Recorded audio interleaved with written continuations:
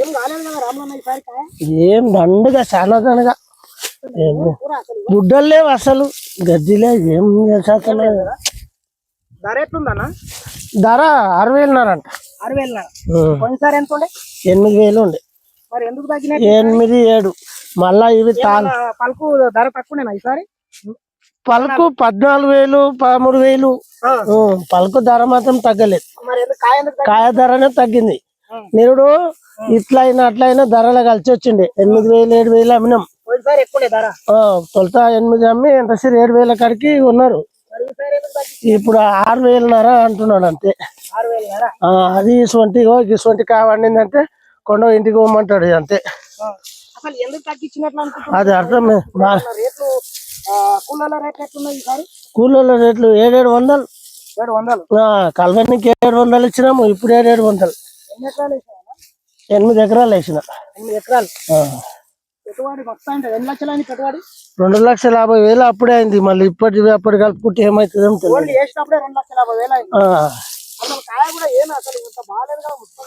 మొత్తం పలకంట చచ్చిపోయింది ఏమంతా పంట ఏం పాడైందో ఏమన్నా పంచమాల కూడా ఇచ్చినట్టు ఎందుకు పోయింటది ఇట్లా అది ఏం అర్థమైతే లేదు మేత మంచిగా వండింది ఈసారి అయితే ఇట్లా వండింది పంట దిగుబడి తక్కువ రాకుండా గానీ ధరలు ఎందుకు తక్కువ అన్నట్టు అసలు ఏడవైనా వేరుశనగ ఈసారి బాగా కాలేదు అది మరి అసలు రేట్ ఎందుకు తక్కువ చేసినట్లు రేట్ అదే అర్థమైతే ఎందుకు చేసిండ్రు సార్ అంటే మేమేం చెప్తాం మాట్లాడాలి తక్కువ ఎక్కువైంది ఏమమ్మా నూనె రేట్ ఏమన్నా తక్కువ ఈసారి ఏం లేదు కదా నూనె రేట్ ఎక్కువైతే మరి కాయ రేట్ ఎందుకు తగ్గినట్లు ఇది ఏదో ఎట్లనో అమ్మేటప్పుడు అడివి కొనేటప్పుడు కొరివి అన్నట్లు ఉన్నది అది పరిస్థితి అర్థం రైతుల కడుపు కొడుతుంది కదా ఏమమ్మా సబ్బులు ఉప్పు మంచి నూనె చింతపండు అన్ని వాళ్ళు అన్నట్టు అన్ని పెరిగినాయి రేట్లు ఒక రైతులు మాత్రం పండించే పంటలకు మాత్రము పంటకు రేట్ లేదు రైతు ఈ రోజు కూడా అడక తింటున్నాడు వీళ్ళు దళారులంతా కుమ్మక్క అవుతున్నారు రాములన్న కుమ్మక్క అయ్యి ధర లేదు మార్కెట్ లేదు అని చెప్పి అన్ని దొంగల్లాక ఒక వారం 10 రోజులు అందరి రైతులు నాపి నిండా ముంచి వాళ్ళ జోలే నింపుకొని 1,000 కోట్ల ఆస్తులు సంపాదిస్తున్నారు భూములు కొంటున్నారు ఒక్కొక్కటి 4 మిల్లులు కడుతున్నాడు రైతుల్ని మాత్రం మోసం చేస్తున్నారు సరిపోయిన ధర ఉంటే ఉన్న కాడికన్నా పెట్టిన కాడికన్నా వెళ్తుంది అనుకుంటాము ధరలు కాయలకు దింపినాక మేము ఎట్లా బతకాలి ఏం చేయాలని ఆలోచన అంతే పట్టింది ఇప్పుడు వ్యవసాయాలు చేయాలన్నా చేయకూడదా భూములు అమ్ముకొని పోవాలన్నా ఏం అమ్ముకున్నా బతికేటట్టు లేకుండా అయినాం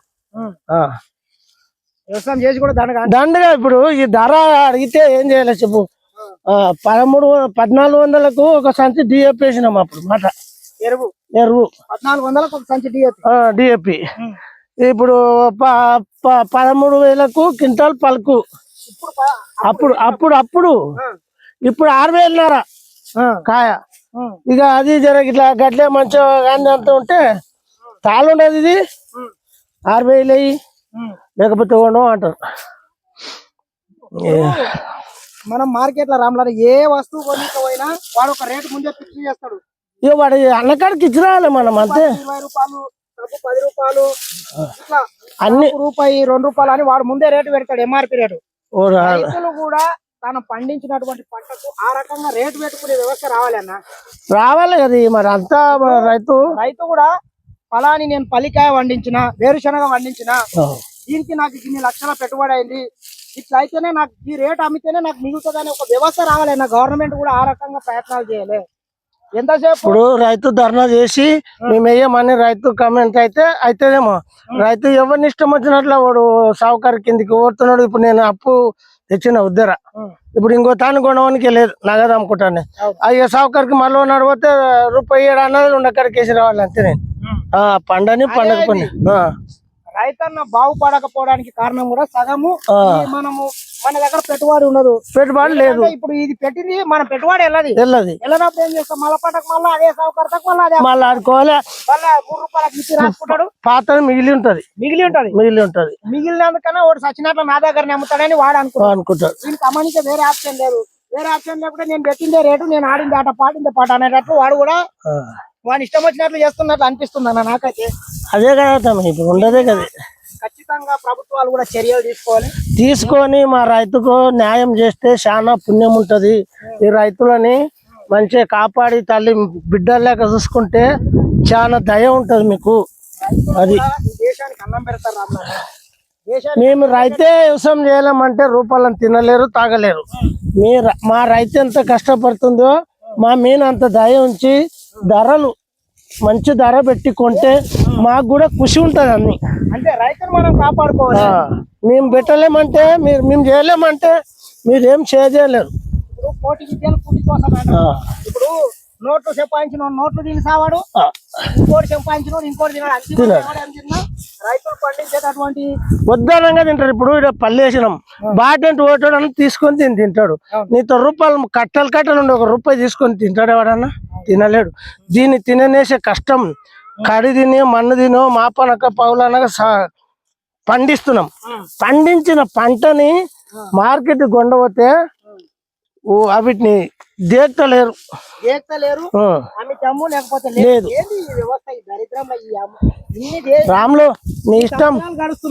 నీ కాయ అయితే పండలేదు, మంచిగా పండలేదు, నీ ధర గింతే. నీ ఇష్టం ఉంటాయి, లేకపోతే కొండవు. ఇప్పుడు సూటుతో సూట్ అంటాడు, బూట అంటాడు, ఆర్పి అంటాడు, అమాలి అంటాడు, తాళ అంటాడు, కత్తి అంటాడు, తొడిమి అంటాడు, తోక అంటాడు, అవన్నీ కట్ చేస్తాడు. అన్ని కట్ చేస్తే మనం ఎదుగుతున్నా మీలాకనే కదా. ఇప్పుడు మళ్ళీ మేము బాధపడేది వ్యవసాయాలు ఏం చేయాలనేది. ఇటువంటి రేట్ ఉంటే కొంత మిగులుతున్నాను, కూలి మాదే మాకు మిగులుతుండే. రేట్ ఉంటే మనం గాడికి వెళ్తాం. ఈ రేట్ లేదు కాబట్టి ఏం చేయాలని రీసెర్చ్గా ముందు మాది. అన్ని సంవత్సరాలు రేట్ ఉండి ఈసారి రేట్ ఎందుకు తక్కువ చేసినట్టు వీళ్ళంతా దళారులు అంతా ఒకటే చేసినట్టు అనిపిస్తుంది అన్న నాకైతే. మరి ఏం చేసిండ్రు ఏం పడ కానీ మార్కెట్ లో మాత్రం ఈ పని ఉంది. కాయగొండ కూడా ఎక్కడికక్కడ దయచేసి మనం ఎంతసేపు మనం ఎదిరించకపోతే బెదిరించేటువంటి రాజ్యం అవుతుంది. రైతన్నలు కూడా ఖచ్చితంగా మీరంతా ఎదిరించండి. మీరంతా మీలో కూడా ఒక చైతన్యం రావాలి, ఒక ఉద్యమం రావాలి. మేము పండించిన పంటకు ఈ రేట్ అయితేనే మాకు గిట్టుబాటు ఉంటుంది. ఈ మార్కెట్ వ్యవస్థ అంతా మమ్మల్ని మోసం చేస్తున్నది అని ఖచ్చితంగా మీరు కూడా ఎదిరించాలి. ఎందుకంటే మార్కెట్ లో మంచి నూనె రేట్ చేస్తే ఈ రోజు ఆకాశాన్ని అడుతున్నది. 60-70 రూపాయలకు ₹100 కిలో దొరికే ఆయిల్ ఈ రోజు 150-200 రూపాయలు అయిందన్న. మరి ఎందుకు మనం ఇప్పుడు పల్లీల రేట్ ఎందుకు తగ్గిందో నాకైతే అర్థమైతే లేదు. పోయినసారి కన్నా ఈసారి రేట్ ఎందుకు తగ్గాలి? తగ్గుతుందా ఎక్కుతుందా అని సౌకర్యం అడిగితే మాకు తెలియదు. అది తగ్గవచ్చు ఎక్కొచ్చు. ఇప్పుడు వీళ్ళ చేతనే ఉంటుంది కదా అంతా. రైతన్నల కొట్టకుండ్రి దయచేసి. మార్కెట్ దళారులంతా రైతన్నలు మంచిగా ఉంటేనే మీరు మంచిగా ఉంటారు. వాళ్ళు ఏమైనా పంటలు పండిస్తేనే మీకు కూడా ఇంకా లాభం జరుగుతుంది. కావున ఖచ్చితంగా రైతన్నలను కాపాడుకోవాల్సిన అవసరం అయితే వీళ్ళకైతే ఖచ్చితంగా ఉంది. ఏమంటావు? ఉండదని దయచేసి మా పంటకు మాత్రం ధరలు పెంచండి అని అడుగుతున్నాం, కానీ పెంచగలుగుతలేరు. మేము పండించక మన పంట మార్కెట్ కొయ్యడికల్లా మొత్తం రేట్లు తక్కువ చేస్తున్నారు. మళ్ళా ఈ పంటలు అయిపోయిన రామలన్న నెల రోజులకు మళ్ళీ ధర ఎట్లా పెంచుతారు? అదే కదా, వాళ్ళు నింపుకుంటారు. మిల్లులలో నింపుకున్నాక తర్వాత పెంచుకుంటారు, నూనెలకు వేసుకుంటారు. ఇప్పుడు మా బతుకుకి ఇప్పుడు ఏమి భారం లేదు. కొండ పోతాము, కొండ పోయి తాళుండే ఎండలేదు, ఇది పచ్చిగా ఉంది అంటారు కదా, మంచిగా ఉన్నది. ఇది కొండ పోయినప్పుడు 12-13 వస్తుంది షాంపుల్ కొండ పోయినప్పుడు. మళ్ళీ కల్లా 18 వచ్చాయి, 20 వచ్చాయి, ఎండబెట్టి అంటారు. ఈ ఎండిన కాడికి అప్ప తక్కకి వేసుకో సౌకర్యం. ఇక మళ్ళీ ఆడతాం, మీ నుంచి ఆడుకోతామని మేము అంటాం. ఇక అంతగా సరిపోతే అంతే. వేల కోట్ల ఆస్తులు సంపాదిస్తున్నారు, సావుకారులు అవుతున్నారు కానీ దళారులు అవుతున్నారు, కానీ రైతులు మాత్రం నిండా ముంచుతున్నారు. ఇది మరి ఎంతవరకు కూడా కరెక్ట్ కాదు. రైతన్నలు కూడా చైతన్యం రావాలి. ఖచ్చితంగా రైతుల్ని మేల్కొల్పాలన్న. మనం ఖచ్చితంగా ఈ పని చేద్దాం. రైతుల్ని మాత్రం చైతన్యపరిచి రైతులు కూడా మొత్తం అందరు కలిసి రైతు అంతా ఒక పట్టుదల ఉండి ఒక ధర్నా పెట్టి ఇట్లా జీతం ఉండి మిల్లులు బంద్ చేసి మనము మన గిట్టుబడి ధరకు తీసుకుంటారా లేదా అని అడుగుదామని. రైతు జత అయితలేదు, ధర్నా పెడతలేదు, ధరలు పెంచుతలేదు. వాళ్ళు ఇష్టం వచ్చింది. నా అవసరం గురించి సౌకర్యం అంటున్నా తీసుకున్న తన ₹10 నేను వేసేస్తున్నా, ఇంకోటి పోతున్నా ఇంకో ₹10 వాడేసేస్తున్నాడు. ఇక వాళ్ళకి అదే మంచిగా ఉంది, మాకు ఇదే వాళ్ళకి అదే బతికాయి కూడా. మాకు ఇదే బాధ ఉంది. వేస్తాం, ఇంటికి వస్తాం పెళ్ళం పిల్లలతోని దీంతో వచ్చేట పట్టి అంటాం మేము మొత్తుకునే కల్లా వీళ్ళు గురుగారు వాళ్ళు గురుగారు ఇది అంతా పిడ వ్యవసాయం ఎందుకు చేస్తాం ఏం చేస్తాం అనేది పోయేది అక్కడ మందో గిందో తాగి చెట్టు ఇటు వేసుకొని ఉరి పెట్టుకొని ఆత్మహత్యల కింద పడ్డది సంసారం ఇది. ఇది అంతే అవుతుంది కదా. దయచేసి రైతన్నలు మాత్రం మోసం చేయకుండా మా మిల్లర్లకు కూడా చెప్తున్నాం, రైతు మంచిగా ఉంటేనే మీరు మంచిగా ఉంటారు. రైతన్నల పుట్టగొట్టి మీరు అక్రమంగా ఆస్తులు సంపాదించుకుంటే అది మీకు మంచిది కాదు, మీ పిల్లలకు మంచిది కాదు. రైతులు మోసం చేస్తే మాత్రం నాశనం అయిపోతారు, సర్వ రోగాలు వస్తాయి, ఎక్కడైనా ఏదన్నా చక్కరై చేస్తారు. దయచేసి మేము చెప్తున్నాం, రైతన్నని కాపాడుకుందాం. రైతన్నని వాళ్ళ కడుపు మాత్రం కొట్టద్దు, ఎందుకంటే వాళ్ళు నానా కష్టాలు పడి అన్ని రాత్రి పగలు అనకుండా కష్టపడితేనే ఇంతకు వస్తుంది. ఏమన్నా రాత్రి పగలు కూడా నీళ్లు పెడతారు కదా కాయకు. రాత్రి పౌలు పలుకు చేన్లో పడ్డదంటే అడవి పందులు పిల్లలని ఆలు పిల్లల్ని ఇడిచిపెట్టి శనకాన్ని పలికేసి నన్ను నుంచి దున్నేటప్పుడు ఒకటి మాత్రమే లేకుంటాం. పలుకు చేనులో పడ్డదంటే ఇక పందుల బాధ. సోలార్లు కట్టుకొని కరెంట్లు షాట్లు పెట్టుకొని చచ్చటోడు చేస్తున్నాం, బతికినోడు ఎందుకు ఇది పండుతుందని ఆశలా చేస్తుంటాం, మర్చిపోతున్నాం. కరెంటు షాట్ పెట్టుకుంటున్నాం, దాని గురించి పెడితే మాకు మీద మేమే చచ్చిపోతున్నాం మాట. అడవి పందులు పంట ఇంత తిప్పలవడంగా పండిన పంటకే ఆడ దిగుబడి ధరలు లేవు. ఈ బాధలతో ఈ వ్యవసాయాలను ఏం చేయాలనో అర్థమో కాక పడుతున్నాం తమ్ముడు. మొత్తం మీద రైతులకైతే ఇబ్బంది ఉందంటావు. చాలా ఇబ్బంది. వ్యవసాయాల లోపల మాత్రం ఎవరు పట్టించుకుంటలేరు కూడా, ఈ రైతుని ఎవరు ఉద్యమం చేస్తలేరు, ఎవరు పట్టించుకొని ఇంత రైతు మీద ఇంత మంచి శాతము రైతుకు ఇబ్బంది కలవనిది అనేది లేదు. రైతన్నల పక్షాన కూడా అన్ని పక్షాలు పొలిటికల్ లీడర్లు కావచ్చు అందరూ కూడా రైతుల పక్షాన నిలవాలి. రైతులు మనం కూడా కాపాడుకోవాలి. రైతులు మనల్ని కాపాడుకుంటేనే ఈ దేశానికి ఇంత బువ దొరుకుతుంది, లేకపోతే ఏం నోట్లు చెప్పాయించుకొని తినిసేస్తారా రామ్లన్న. గదగా అందుకు మనం కూడా రాష్ట్ర వ్యాప్తంగా అందరు రైతన్నల్ని చైతన్యపరుద్దాం, అందరు రైతన్నల్ని మోటివేషన్ చేద్దాం. మన గిట్టుబాటు ధర లేకుంటే మాత్రం అమ్మే పరిస్థితి కూడా లేకుండా తీసుకొస్తాం. మనం కూడా రామ్లన్న 14,000 క్వింటాలు పలుకు అమ్మినప్పుడు దాంట్లో సగం రేటు పెట్టకపోతే అది 7,000 పోవాలి కదా. 14,000 అన్నప్పుడు సరే సగం పొట్టు పోతుంది అనుకో, సగం పోను కూడా పొట్టు పోతుంది అన్న పోదు. మరి పోనప్పుడు మరి ఎందుకు రేటు తగ్గించినట్లు దొంగలంతా దొంగలు కలిసి ఊళ్ళని నడుచుకుంటున్నారన్న. ఖచ్చితంగా ఈ దొంగ వ్యవస్థ దళారీ వ్యవస్థని రూపుమాపడం రైతన్నలందరూ కూడా రాష్ట్ర వ్యాప్తంగా కావచ్చు దేశవ్యాప్తంగా దీని మీద పెద్ద ఉద్యమం జరగాలి. దళారీ వ్యవస్థని అంతా రూపుమాపాలన్నా. రూపం ఆపితే చాలా పుణ్యం ఉంటది, రైతు బాగుపడుతుంది, అందరిని ఆశీర్వాదం ఇస్తారు, మంచి బతుకులు ఉంటాయి. ఈ రైతు ఒక్కటి పడిపోయిందంటే యా మిల్లర్లు ఏం చేయరు, యా బ్యాంకులు ఎవ్వరు ఏం చేయలేరు. ఇంటికి వచ్చి పొద్దుసానం ఆఫీసుల్లో కూర్చొని పొద్దుముకెళ్ళా పెళ్ళం దగ్గర వచ్చి ఏం చేస్తున్నామా అన్నం అయిందా తిందామంటారు. రూపాయలు ఆండామో బుక్కుదాం అని అన్నారు కదా. అన్నం గురించి అడుగుతాం. ఇప్పుడు ఇది ఉండదు తిననేసేది, రైతు పండించిన పంట ఇది. అట్లా వాటన్నా ఓ బుడ్డ తింటాడు, రూపాయలని తింటలేడు కదా. అప్పోగి కట్టుకుంటాడు అంతేగాని దీన్ని మాత్రం మనకు శక్తికినిచ్చేది రైతు. భూమిని ఎంత దున్నుతున్నాడో, భూమికి ఇళ్ళకెళ్ళి పంట ఎట్లా తీస్తున్నాడో మనకు కూడా ఇంకా అంత శక్తి రావాలని కష్టపడి పండ పెడతాడు దీన్ని. దానికి ధర కాడిపోతే ఇంత కూడా యాల్వి లేకుండా సమస్యస్తున్నారు దాన్ని ఎందుకు అని బాధలతో ఉన్నాం మేము. రైతు మాత్రం ప్రభుత్వాలు ఏం చేయాలంటన్నా, ఇప్పుడు ఈ రైతు ఇది ఉన్నది, రైతు పండించేటటువంటి పంట ఇప్పుడు ఈ నూనె తయారు చేసే దాన్ని కూడా మనమే చేయాలి, మనమే ఒక రేటు పెట్టాలి, మనమే అమ్మాలి. అట్లయితే చక్కగా అవుతుంది దళారులు వస్తా మనం అమ్మాలి. కాబట్టి మనం అంతా రైతు అట్లా ఒక్కటి కావాలి, అట్లా చేయాలి కదా. రైతుల్లో చైతన్యం రావాలన్న, రైతుల్లో చైతన్యం వస్తే చైతన్యం వచ్చింది. ఈ దేశంలో చూస్తే ప్రతి చిన్న సన్నకారు రైతులు ఇప్పుడు అంతెందుకన్నా ఉద్యోగులు ఉంటారు, వాళ్ళకి ఏదైనా చిన్నగా నెలకు వేల రూపాయలు వాళ్ళకి జీతాలు ఉంటాయి. కానీ ఏదైనా చిన్నగా ఏమన్నా జరిగితే ప్రభుత్వం మీద వాళ్ళందరూ ఒక్కటే వాళ్ళు ధర్నాలు చేస్తారు, వాళ్ళు సాధిస్తారన్న. కానీ రైతన్నలు మాత్రం ఆ రకంగా చేయలేకపోతున్నారు. ఖచ్చితంగా రైతుల పక్షాన నేను ఆర్నిసర్ కృషి చేస్తా, ఒక రైతు బిడ్డగా చెప్తున్నా. రైతుల బాధలు చూస్తే నాకు కూడా చాలా బాధ అనిపిస్తుంది అన్న.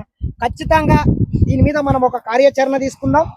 దేశవ్యాప్తంగా రైతులు పండించేటటువంటి పంటకు అవసరమైతే ప్రభుత్వాలు కూడా ప్రతి పంటని ఒక రేట్ చేసి అమ్మాలి.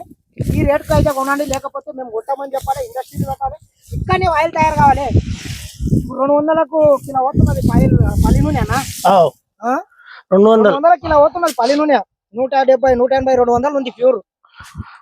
మనం ఆ రకంగా ఇండస్ట్రీస్ కూడా ఏమన్నా మనకు పెట్టిస్తే కూడా బాగుంటది కదా. ఇప్పుడు 3000కి ట్రిమ్ అయింది. ఇప్పుడు అన్నప్పుడు ఏం ధర అది చెప్పు? 15 ఉంటది. నిన్ను తెచ్చిన రోజుల్లో రేటు పెరుగుతుందన్న. నిన్ను కొనుక్కొచ్చిన రోజుల్లో ఒక్కొక్క రేటు ఉంటుంటది. అప్పుడు మాత్రం ఎన్నడూ కాలేదు. ఎండల 1250కి తెచ్చినాను. మనం అయితే 3000 చెప్తున్నాడు. 3000 అయింది. మరి మన మన కాయ రేట్ ఏమో తగ్గింది.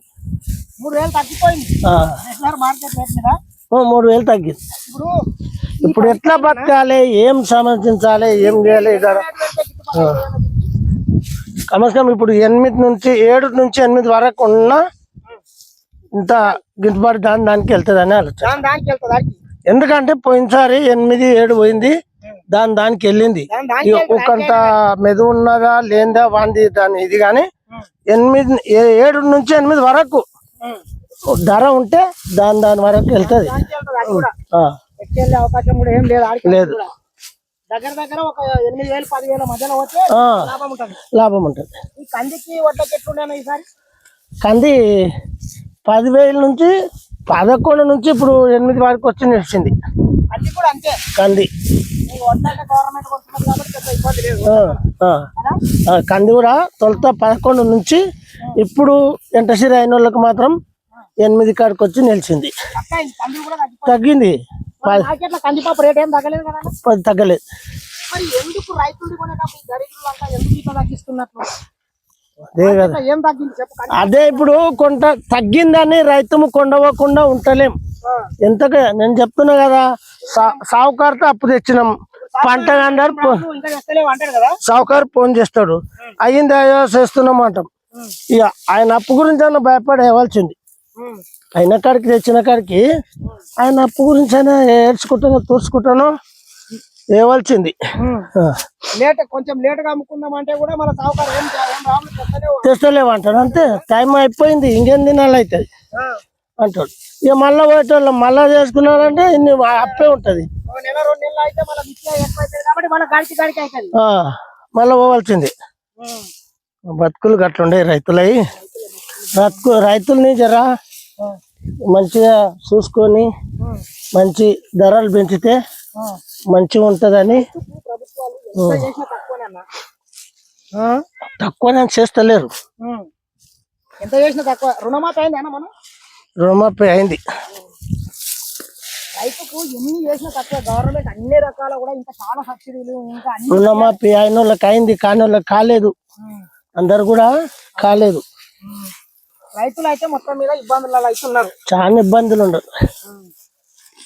చూద్దాం మరి దీని మీద ఏం చేద్దామని ఒక ఆలోచన చేద్దాం. ఆలోచన చేసి ధరాబీలు రైతుల్ని కూడా అవసరం అయితే మొత్తం మనం మండలాలలో ఒక్కొక్కరిని అందరినీ నేను కొందరు ఊరుకోవాలి. మనం కూడా ఒక పెద్ద ఉద్యమం తీసుకెళ్దాం అన్న. తీసుకెళ్తే చాలా బాగుంటది.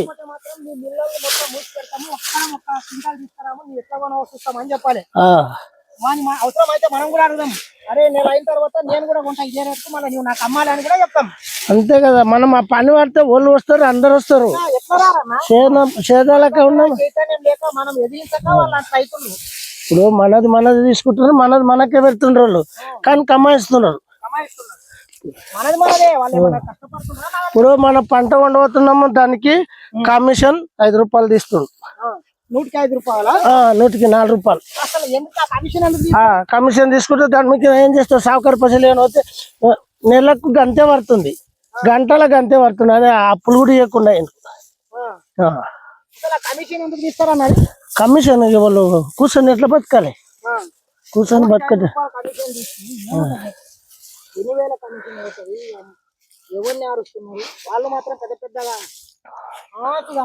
మాసు సంపాదించే కదా. ఎట్లా స్ప్రింక్లర్లతో నీళ్ళు పెట్టినావా? స్ప్రింక్లర్లతోనే అప్ప. ఎంత బోర్ బాగా పడుతుందా? బోర్ బంద్ అయింది, గుంతలకేసి 2 దినాలకు కొన్నాడు, నిండుతుంది. ఇక నిండినట్ల పారబెడుతున్నాను. చాలా కష్టం, రైతుకున్న కష్టము ఎవరి గిట్ట లేదు. Hello right.